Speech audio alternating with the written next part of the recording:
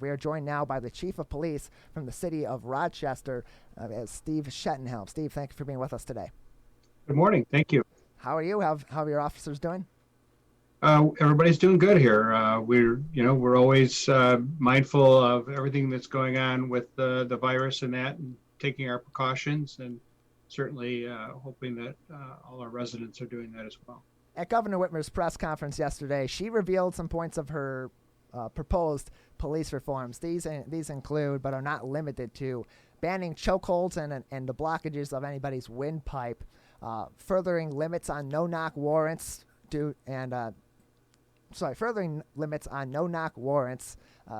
instilling duty to intervene policies, and making false racially motivated 911 calls a hate crime, and then also requiring further on-the-job training for law enforcement officers in order to maintain their license. Your thoughts on some of these potential reforms? Are they feasible? Are some of them already in action in departments like we see at the city of Rochester? Sure. I think most of the things that we're talking about in progressive departments like we have here in Oakland County are already in place. So we don't allow or teach or instruct our officers on the use of a chokehold as a restraint. We encourage and demand that our officers intervene, and frankly, they have intervened. We've had officers say, "Hey, step back, let me take care of this," and have reported on each other, which is something that I think people think that doesn't happen, but it does happen, where they may have a concern over a way an item was handled or a situation, and refer that to their supervisor. And I think we're always open to more training and more exposure on a variety of different topics. So, I think we are already moving and have moved in that direction. And so I don't think there's anything there that has been so far proposed as problematic for any police department. Chief, can you talk a little bit about, do you think all of this is going to have an impact on your ability to recruit high quality, diverse candidates? Well, I think there's some concern. I think because this is not the most attractive job. I mean, we work holidays, we work outside in extreme weather, we spend a lot of time away from our families. So we work while everyone else is sleeping, we're working. So, there's just a lot of things in general that, we're looking for very specific people that appreciate doing a good job and serving the public.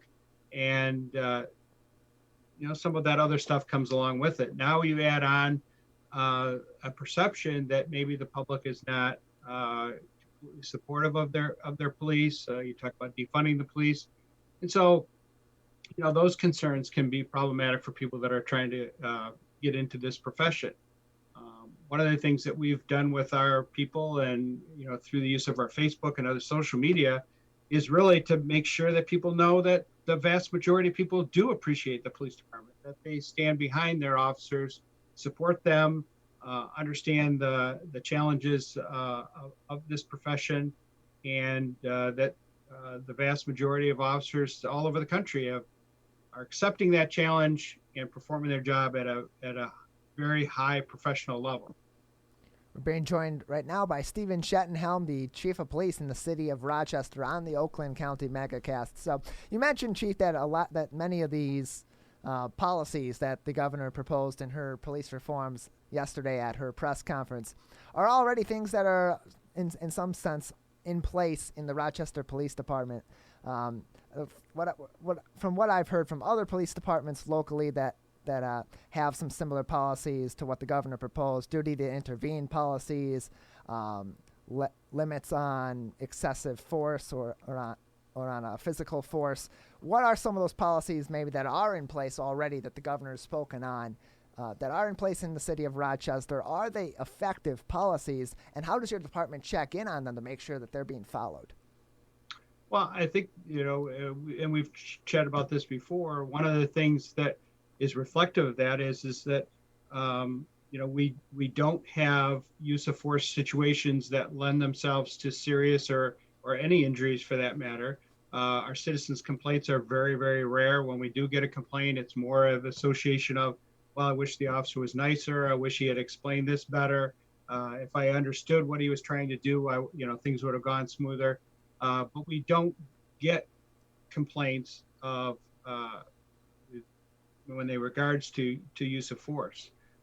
So, when you try to preach to the officers about having de-escalation and making sure that you take the time to properly explain why you're doing and what you want to have happen, and we try to hire good communicators, and the reason for that is because that's the best weapon that an officer has is his mouth. If he can talk himself or herself in or out of a situation and control the situation by the use of their words, it's much better than it is to have to use their hands. So that when you look at policies and we review a lot of things, we look at situations, we talk about them. We're our best Monday morning quarterbacks. We look at police reports from supervision standpoint and look at things and say, could this have done better? What did you think about this situation? How did this happen this way? And those are all results of internal situations, not because someone came to us and said, hey, we had a bad experience with the Rochester police officer. We're talking with the Rochester Police Department Chief Stephen Schettenhelm on the Oakland County MegaCast. So we've had a lot of these protests lately, and some of them had quite a lot of police involvement on a positive end. They're having conversations with the organizers of the protests, with the protesters themselves. They're helping these protesters organize these various events, especially in the suburban areas of late. So any updates from your department regarding addressing social justice issues with these protesters? Has the conversation continued, and have any changes been considered or made, or progress is being discussed between you and other leaders in the community to try to make these positive changes?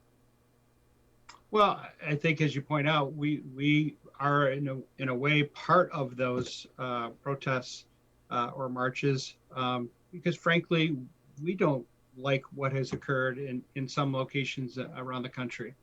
That's not something that we stand for. It's not the way that we do business here in the city of Rochester. Frankly, any of the departments in our area. We hold our officers to a higher standard. We want people to have confidence in their police department and in their city. And so, we are in a way protesting too because of the injustices that we've seen in other locations. And these marches work much better when we work in partnership with those organizers and take the steps that we can to make them peaceful and effective for those that participate.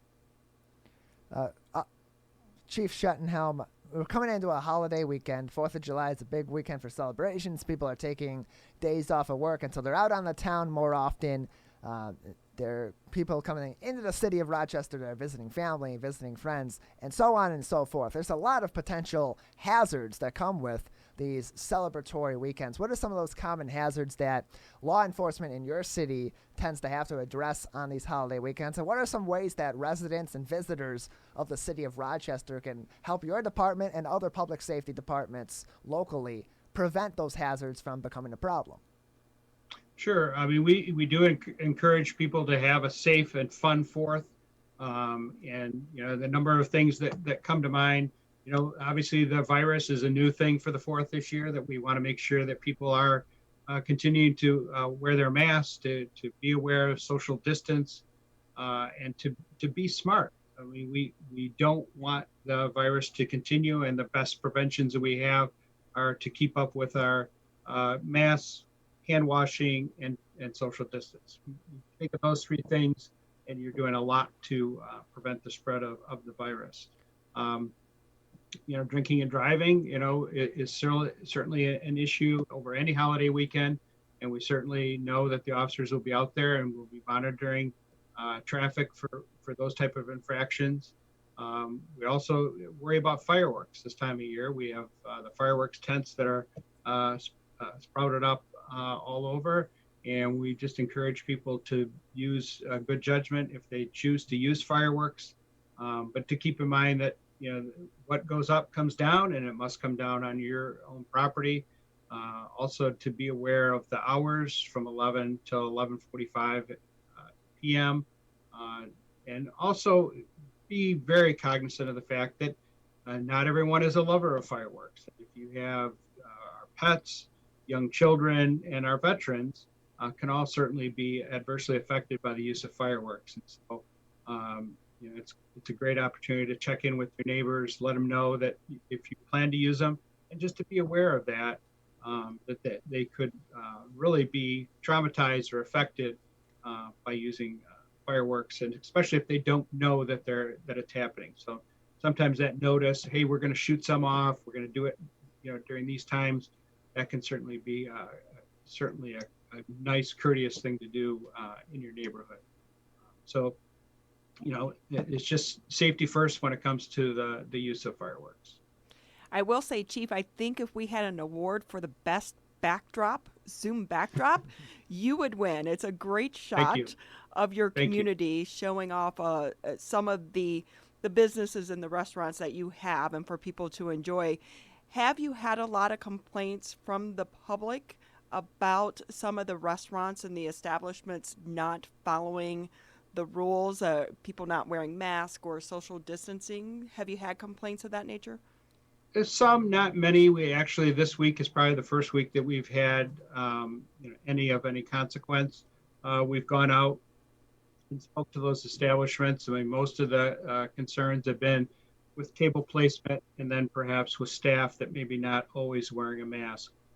So we're going out and having those discussions, looking for some voluntary compliance, and just reminding them of the importance of wearing a mask, setting a good example, and making sure that when a patron comes to the establishment, that they can appreciate that steps have been taken for their safety as well as the staff's safety to keep the proper social distance.